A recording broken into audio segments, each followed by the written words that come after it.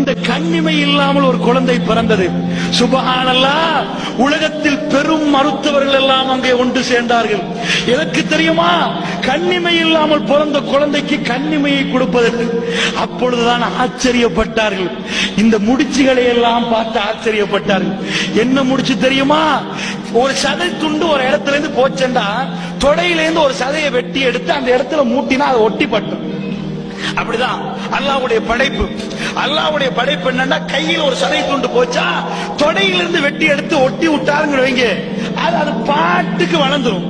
பிற்காலத்தில் அது சேர்ந்துரும். இத மாதிரி ஒரு சதத்துண்டை எடுத்து சேர்க்க பார்த்தார்கள். சுப்ஹானல்லாஹ். பாராமீட்டர்கள் ரொம்ப ரொம்ப ரொம்ப சின்ன சின்ன நரம்புகள், ஒன்று ரெண்டல்ல அல்லாஹ்வுடைய நல்லடியார்களே, கோடிக்கணக்கில் சேர்க்கப்பட்டிருக்கிறது. விஞ்ஞானிகள் மிக அவசரமாக அந்த ஆபரேஷனை நடத்தினார்கள்.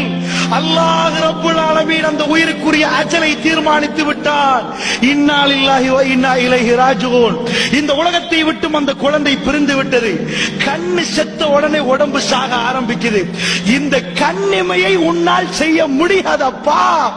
இந்த சதை துண்டை உனக்கு பூட்ட முடியாதப்பா. நீ வேணுமானால் பெரிய பெரிய சதையை நான் தந்த சதையை எடுத்து வேணுமானால் போட்டலாம். ஒரு எல்லாருக்கும் இதை தந்திருக்கிறேன். பூட்டி பூட்டி திறக்கணும், வேணுமென்றால் பூட்டி அடைச்சு வச்சிடலாம். பூட்டி பூட்டி திறக்கிற ஆபரேஷன் அல்லாஹ்வுடைய நல்லடியார்களே. கண்ணுக்கு வேணுமென்றால் பொத்தி ஏதாவது ஒரு சதத்துண்டை போட்டு மூடி வச்சிடலாம். கண்ணு பூட்டினால் திறக்கணும், திறந்தால் பூட்டணும். அதுவே ஆச்சரியம். ராத்திரி தூங்குவோம், கண்கள் பொத்தப்பட்டிருக்கும். காலையில் நாம் நினைக்கிறோம் கண் திறக்கிறது. ஆனால் ஒரு ஜனாசா நினைத்தாலும் கண்ணை திறக்க முடியாது. நினைப்பு இந்த நரம்புகளுக்கு உத்தரவிடுகிறது. இப்பொழுது கண்ணை பொத்தென்று சொன்னால் கண் பொத்துகிறது. வெறும் நினைப்பை ஆட்டுகிறது. இந்த நினைப்பை இந்த கண்ணை பொத்தி தூக்கி எடுக்கிறது. நாம் கண்ணை பிடித்து தூக்கவில்லை, கண்ணை பிடித்து பூட்டவில்லை. அல்லாஹ்வுடைய